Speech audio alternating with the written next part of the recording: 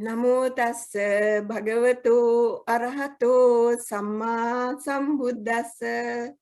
Namo tassa bhagavato arahato samma sambuddhassa. Namo tassa bhagavato arahato samma sambuddhassa. Friends, the topic for discussion today is the Patama Samajivikata Sutta, or the same in living from the Anguttara Nikaya, or the Numerical Discourses of the Buddha, section 4. To begin with, I like to introduce you to the pair of householders who appear in this sutta.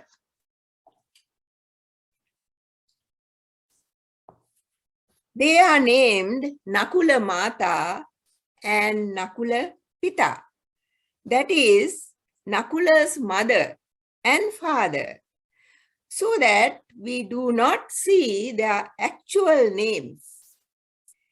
Nakula may have been an important person in the Buddhist community at that time, but no records of him have come down to us. So I cannot tell you anything more about Nakula really, only about his father and mother. They lived in Sunsumaragira, or Crocodile Hill, in Bagga country in India. Now, today, the city where Crocodile Hill or Sunsumaragira is situated is known as Chuma in the Mirzapur district in the Indian state of Uttara Pradesh. When the Buddha visited this area and stayed in the forest named Besakala, this couple visited him and immediately fell at his feet, calling him son, and asked why he had been away for such a long time. Later, when questioned by the bhikkhus, Buddha explained that they had been the bodhisattvas, that is, before the Buddha became the Buddha, the bodhisattvas' parents for 500 births, and his close relatives for many births, and a faint remembrance of that still remains in their minds. That is why they called him son. After listening to the Buddha's sermon, they, that is Nakula Mata and Nakula Pita, attained stream entry or Sota Panna. From then on, they were devoted and trusted disciples of the Buddha, according to the Anguttara Nikaya. Later, when the Buddha declares different people or gives different people certain sort of status, like foremost in this, foremost in the Dhamma, foremost in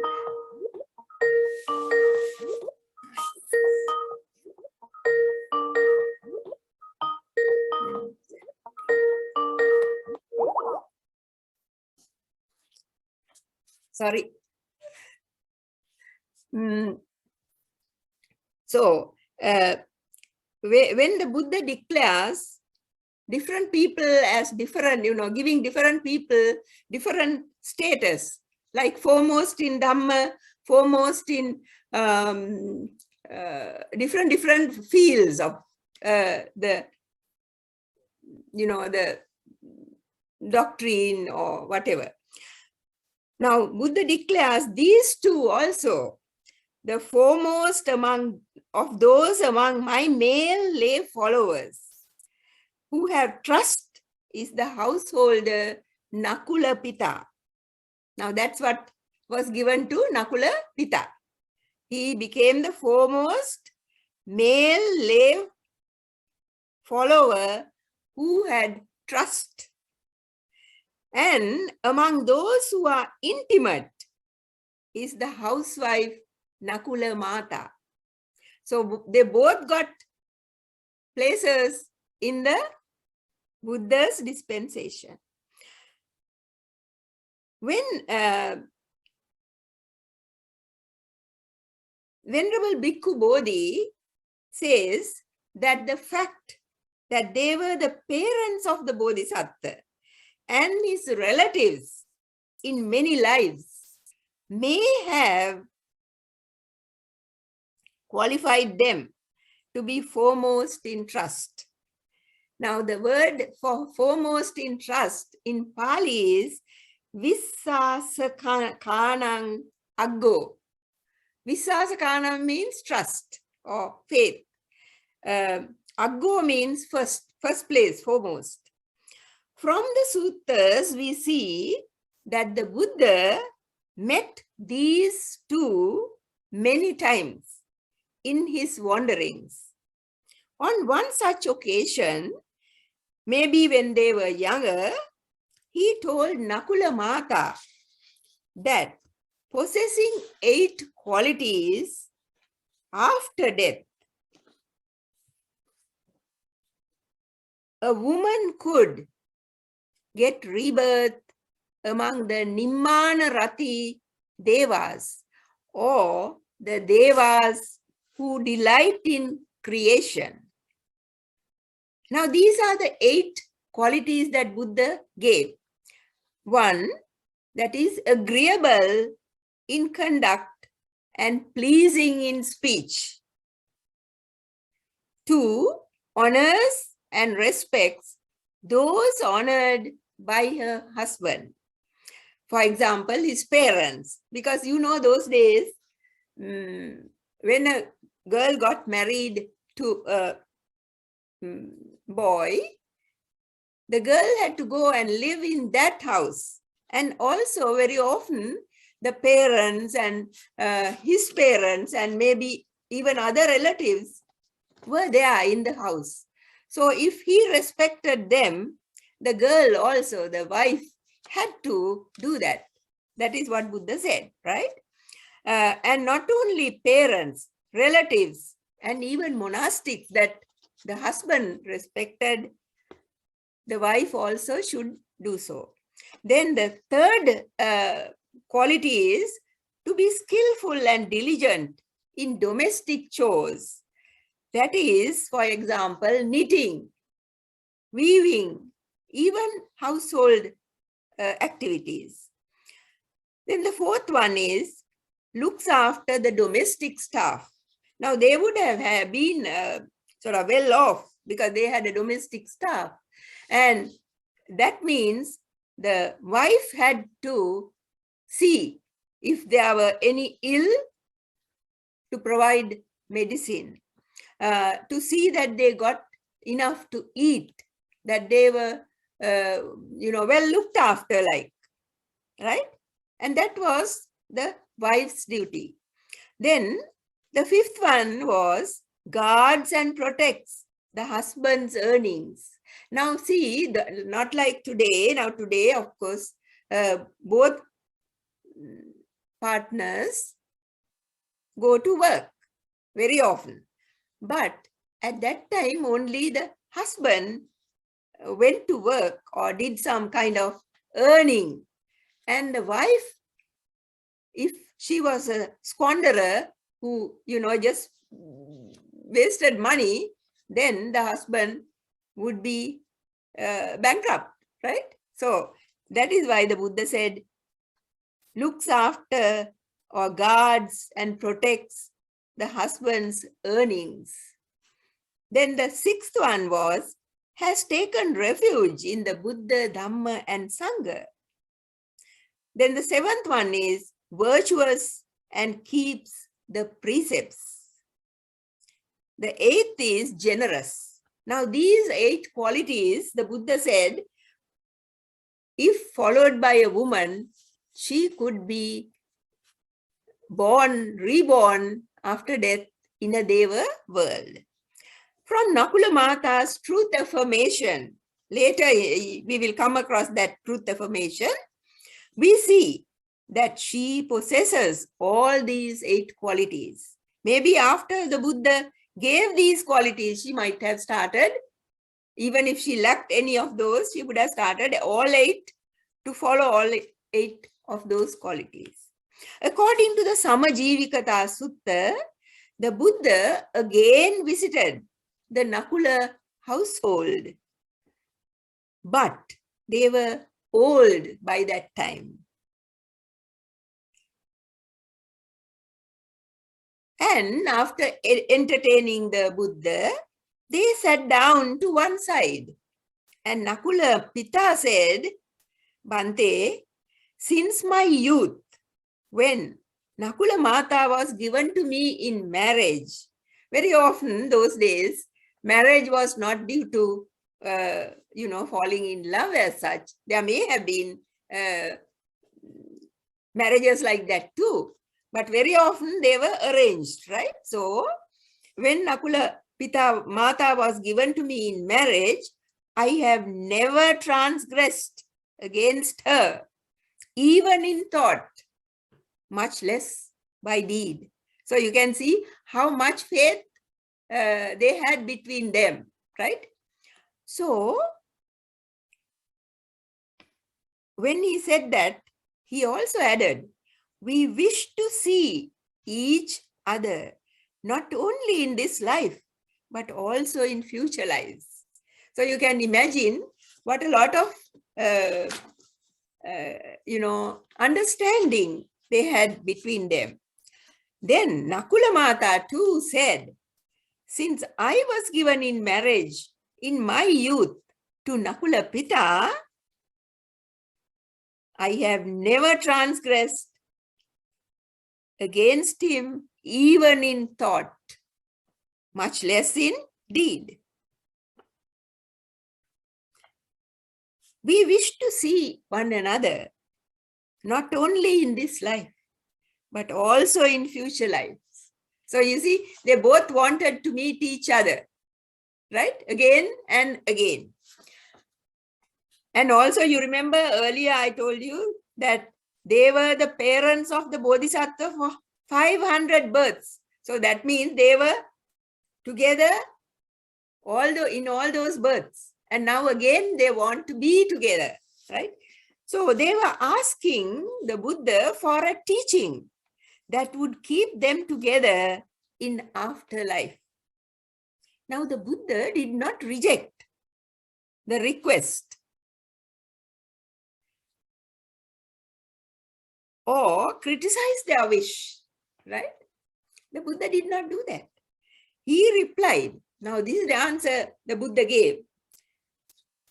If both husband and wife wish to meet again in future lives, they should have these qualities. What are they?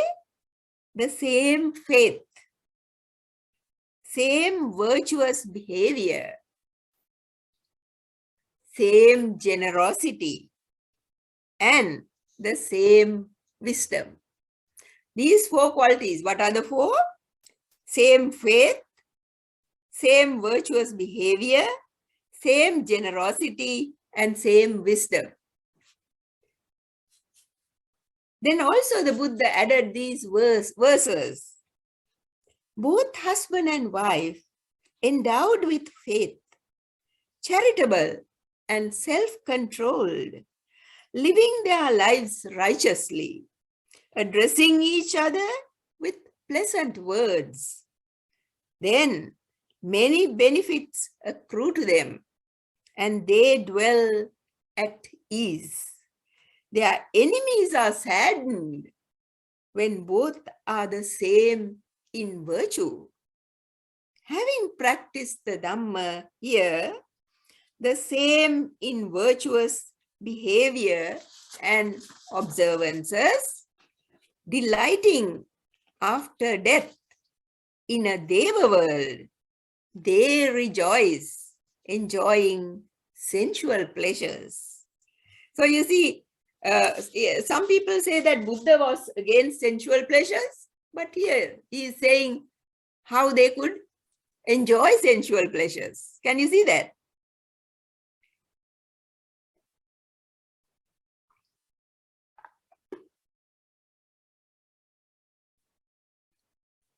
Now the translation of these verses in Pali is by Venerable Bhikkhu Bodhi.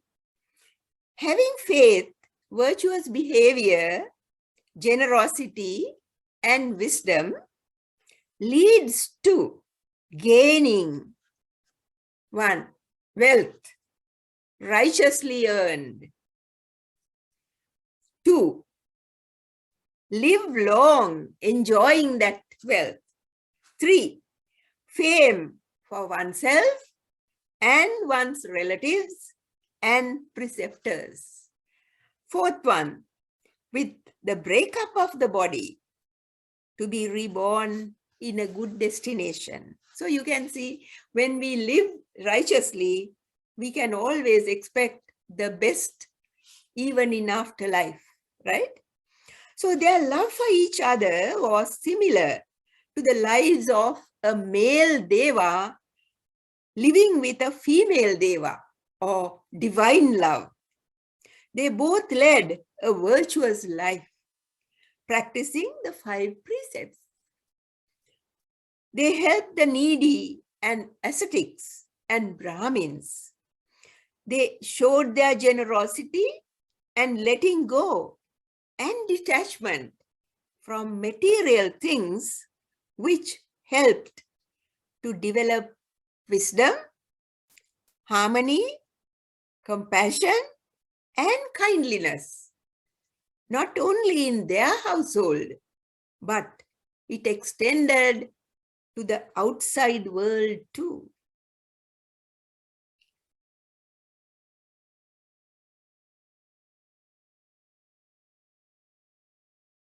We can gather more about their life from another sutta that is also a Nakula Sutta, from the Anguttara Nikaya.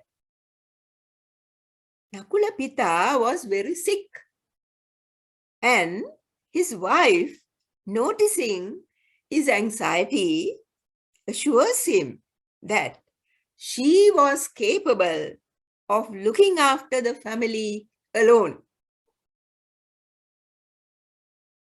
Now, anyone might think, now today, someone might think, oh, how heartless she is. That's not what it means, right? What she wanted was to assure him that he could be calm and not be anxious, right? So she does an affirmation of truth, or a Sachi Kiriya. That is called a Sachi Kiriya in Pali. Therefore, according to the commentary, as she was not able to cure him with the medicine, she tells him not to die of concern, that is, with anxiety, worry, sorrow, and attachment. Now, these are the normal conditions of a dying person, isn't that so? Unless that person has followed the precepts and has the Dhamma in them and is not afraid of death, right? But now this man at that time was anxious for the wife and the children. Now, this wife is telling him, do not think I cannot support our children. I am able to weave cotton and knit wool. I can earn enough to support them. Then the second one, do not think I'll take another husband after you are gone. Now, how does she prove that? Remember, we have led a celibate life for the past 16 years. Among ancient Buddhists, even today there may be people like that.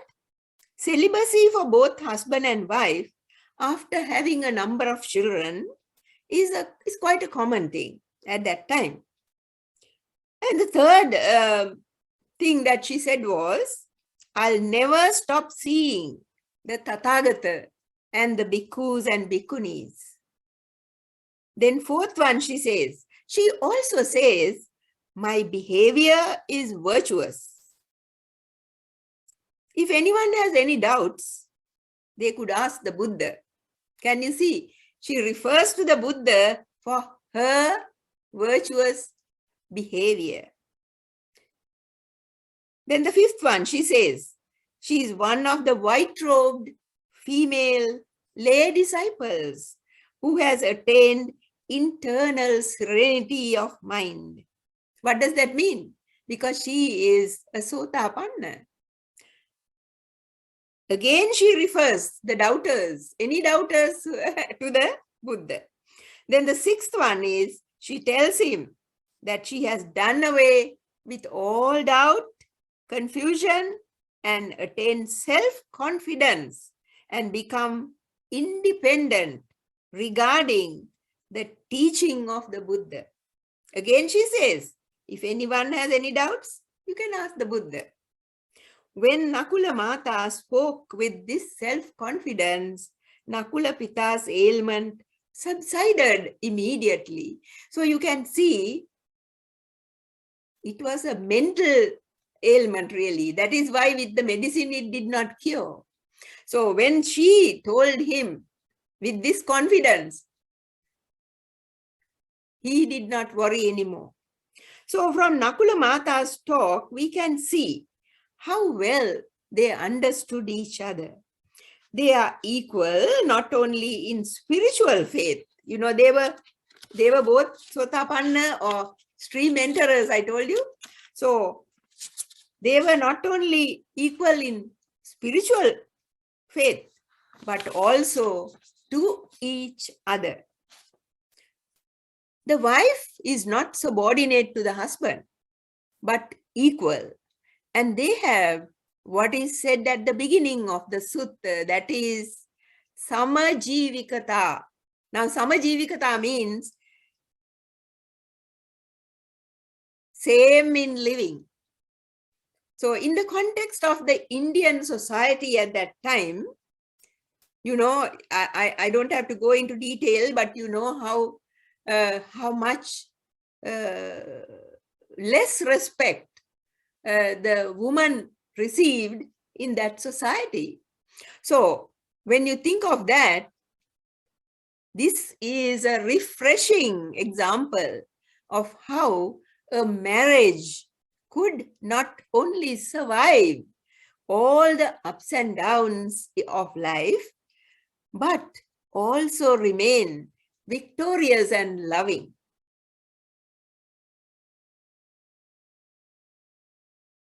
After recovering, now he recovered, right, from his illness. Nakula Pita went to the Buddha and repeated all that Nakula Mata said. And the Buddha praised the virtue of Nakula Mata and said that Nakula Pita was fortunate to have such a wife who had so much compassion and care for him. Now, Nakula Pita was not second to his wife. He has unwavering confidence in the Buddha, Dhamma, and Sangha, has noble virtuous behavior, noble knowledge, and noble liberation, and is one who has attained stream entry, as you heard before. Not long after recovering from his illness, Nakula Pita visited the Buddha told him that he had reached the last stage in life and was often sick, and he was unable to visit the Buddha and his disciples as often as he liked. So he requested the Buddha to give him an instruction that would lead to his welfare and happiness for a long time.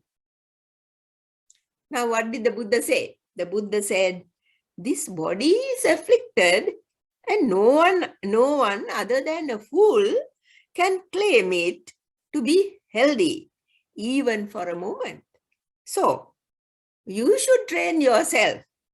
Even though I'm afflicted in body, my mind will be unafflicted. Now, that was all Buddha said, right? Now, in the Salatena Sutta, in the Sangyutta Nikaya, now this is not the same sutta, right? In another sutta, in the Sangyutta Nikaya, the Buddha speaks of two kinds of pain, physical and mental, and how to deal with them. He says, now this is what the Buddha says, because there are two kinds of disease, bodily illness and mental illness. People claim to be physically healthy, that is, disease-free, without any disease. People claim for a year, 2 years, 3 years, even for 100 years. But except for the Arahants who are taint-free, it is hard to find people who can claim to enjoy mental health, even for a moment. Now just imagine that. Now think, now when we, normal people, you see, all the time there is something in the mind, working. And all the time may be worried, very little peace of mind. So that is what Buddha meant. But the Arahants are not like that. They are not worried about anything. This is due to, now this kind of worry is due to strong desires and discontent over material things and seeking recognition, gain, honor, and praise. Now, these are the normal things that people want. So, because of these things, the mind is never at peace. All the time thinking, how can I get this? How can I get that? In these verses, now I'm going to give you another few verses, the Buddha shows the distinction between the instructed noble disciple and the uninstructed worldling. Now, this is what the Buddha says. The wise one, learned, does not feel the pleasant and painful mental feeling. This is the great difference between the wise one and the worldling. For the learned one has comprehended the Dhamma, who clearly sees this world and the next. Desirable things do not provoke his mind. Towards the undesired, he has no aversion. The Buddha and the Arahants are realistic in their way of thinking. So, when Nakula Pitta talks about his illness, the Buddha listens calmly, without contradicting or saying that his condition would pass away and leave him fully cured and sound. The Buddha never said that. Instead, the Buddha wants Nakula Pitta to turn his attention away from his ailing body to his sound mind. Now, however much his body may be ill, his mind was very sound. So Buddha wanted him to only think of his mind and not about the body. Being very delighted and happy in the statement made by the Buddha, he paid homage to the Buddha and went to meet the Venerable Sariputta. Venerable Sariputta said, "Householder, your faculties are serene, complexion bright. Did you hear Dhamma talk from the Blessed One?"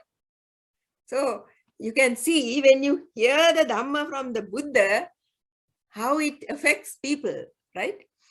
Nakulapita replied that he was anointed by the Blessed One with the ambrosia of a Dhamma talk. Now that is from the text itself, right?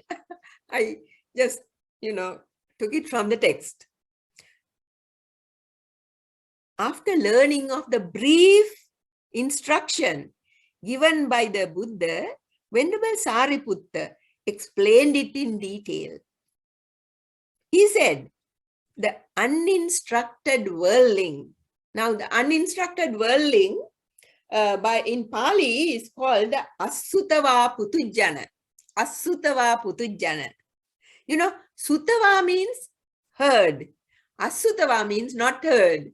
So the Putujjana means the worldling, the ordinary person who has not heard the Dhamma. That is the meaning of Asutava Putujjana. So, the uninstructed worldling or the ignorant, mentally undeveloped person who does not know the Dhamma will regard the form as self. Now, this is something that I think will interest you. That is, will regard the form. The form means the kaya, the body, as what? As self. Now, in the commentary to this sutta, it is further explained like this. That is, now those days, there were oil lamps. Now, today we just go to a switch and put on the light, right? Not like that. Those days, there were oil lamps. And the oil lamps, you had to put oil and then a wick. And then there would be light, right? Now, in an oil lamp, the flame and its color. Now think of a candle. Now, a candle will have the flame and the color of the flame. Just like that, in an oil lamp at that time, the flame and the color, they are inseparable, right? You can't separate those two. So just like that, they thought the worldling, the ordinary, uninstructed person, thought that the form and the self are the same. That's one way of thinking. Now, another way of thinking is like this. Self as possessing form. The self possesses, that is, the form belongs to the self. You understand? The self as possessing the form. How? Now the commentary says it's like a tree having a shadow. Now if there is light, there will be a shadow, right? So just like that. And the third one is, and the form in the self. The form is in the self. Like the scent in a flower. Now can you separate the two? Scent in the flower? Today we might be able to do that, but not those days, right? So form in the self, like the scent in the flower. Also, the next one is self as in form, self in the form. Like now, there the self is taken as the mind. Now the mind is in the body, isn't that so? So like that, it's compared to a jewel in a casket. Now, did you understand those? If you didn't understand, I can always explain it to you again. So let us get on. Venerable Sariputta explains how ordinary people in ignorance take the 5 aggregates. Now, you know the 5 aggregates now, right? Rupa, Vedana, Sanya, Sankara, Vijnana. That is the body or the form, right? Feeling, perception, volition, and consciousness. So these are the 5 aggregates. Now, or they could also be called groups of clinging, because we cling to these 5 aggregates and think this is me, mine, I. So we think that this is our personality and identify them as I, me, and mine. But if one clearly sees the working of the aggregates and the arising and the vanishing, one would understand that what constantly changes cannot be stable, enduring, and continue to exist, right? So how can, if something is all the time changing, how can it be stable? So Venerable Sariputta now continues that when the form alters, now as it has altered now in me, I was 20 years ago, I was much younger. Even before that, I was even younger. Maybe I was a child some years back. So like that, now when the form changes, it alters. Sorrow, lamentation, pain, displeasure, and despair arise in this uninstructed worldling. Oh, my form has changed. Now I am no longer the same, and always feel sad. So it's not only this form that people think as the personality or as the as me and mine, but also feelings, consciousness, volitional formations, all these other aggregates also they think as me and mine. So the ordinary Putujjana is afflicted not only in the body, but also in the mind. Why? Because of taking the form as me and mine. But an instructed noble disciple will not regard these 5 aggregates as self. Therefore, when they change, sorrow, pain, displeasure do not arise in him or her.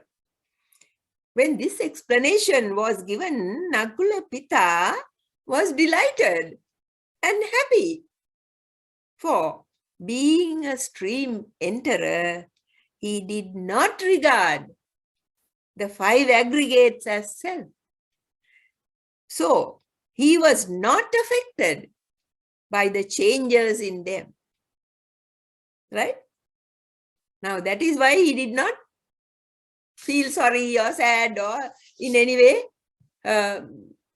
become upset, right, about changes.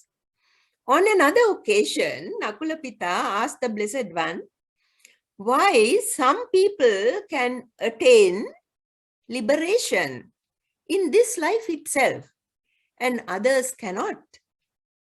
The Buddha said, when one's consciousness becomes dependent, clings to the agreeable, lovely, pleasing, sensually enticing forms, sounds, tastes, etc., one cannot attain Nibbana. But if one does not become attached, dependent, and cling to them, that one can attain Nibbana in this life itself. That does not mean that you should not, take those things. I mean, eat, dress, go about. You can do all those things without attachment. That is what Buddha says, right? Then it is easy to attain Nibbana. The lesson we can learn from this sutta is how we could adapt two opposite lifestyles to function in our life. That is, while living in this world, enjoying the five chords of sense pleasures, how could one practice the noble eightfold path? Many people say how difficult it is to practice. This couple, with a deep affection that ran for many former births and wish to continue in future births, combined attachment with detachment.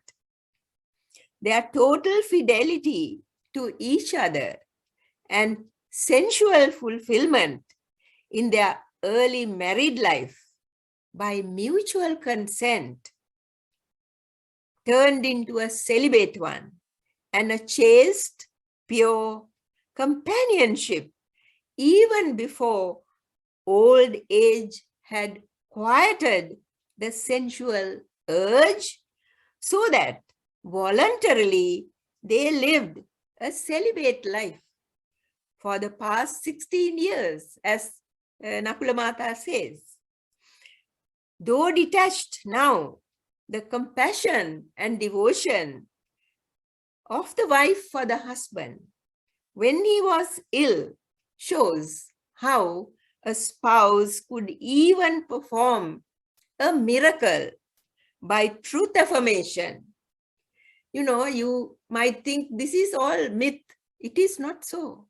If we can, you know, it is something true,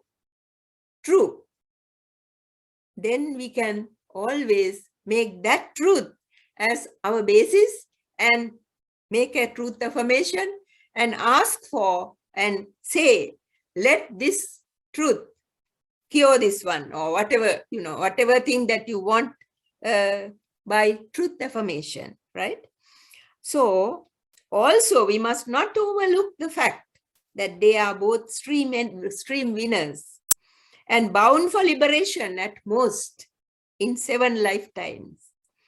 Our aim too should be to attain stream entry or sotapanna in this life, so that while we escape any woeful rebirths, we will also have the surety of attaining liberation at most in 7 lifetimes. Thank you. So if you have any questions, please ask.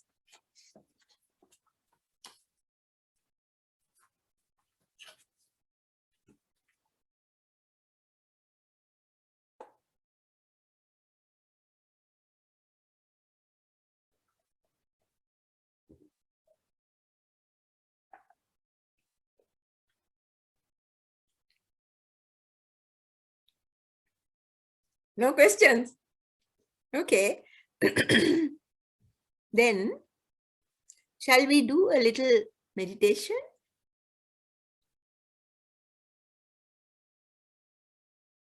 So,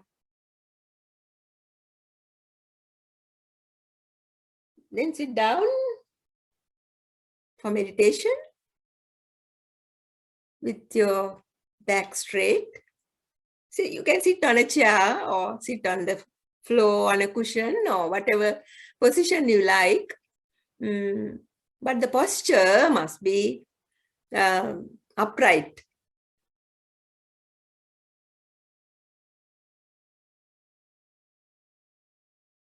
Now take a few deep breaths.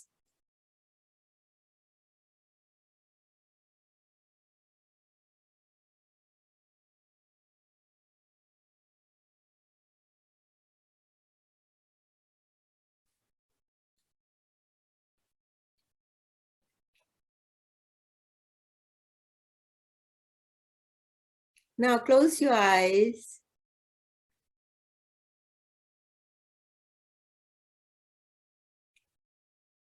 Now look at your body first and see that you are in a sitting position. And from the top of the head to the toes.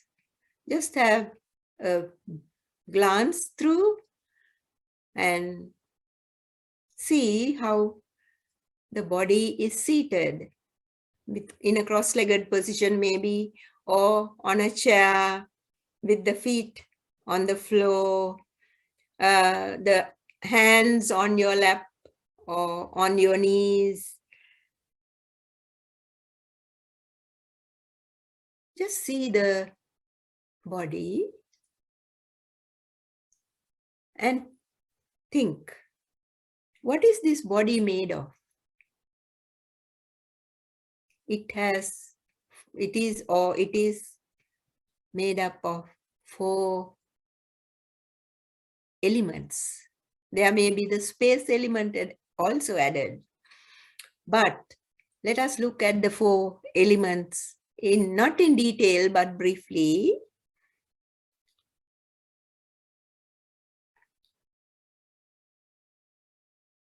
The earth element, water element, heat element, and the air element. Now, these elements have certain qualities. Now, for instance, the earth element has hardness and softness, solidity. Now, we'll just look at our body and think of a few things that we can name, like hair, teeth, the bones inside. We know that they are there. It's the bones that give shape to the body. Then the muscles, the nails. These are some of the things that we can call or belong to the earth element. But remember, they are all impermanent, as we learned in the sutta. All from the time that we are born, they are going towards aging and death.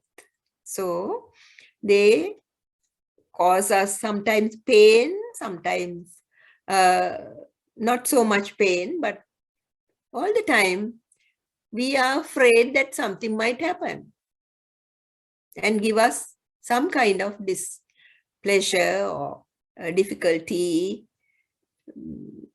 So that is due to the quality of the earth element, which is always changing all the time. Then there is the water element, like in the saliva, the urine, the perspiration, the tears, the blood, which of course we know that we cannot see from outside. Now all these also are changing all the time. So that is why we say these are impermanent. Then there is the heat element. You can feel it, the warmth in your hands, the warmth in the body, the warmth from the sun outside. Then there is the air element. Now that is what we make use of to just see the body. It is only through the air element that we can see it. So we look at this air element that goes in and comes out. Now, I like to tell you that when the air element goes in, we can think of it as rising. Now, we use the word rising and falling.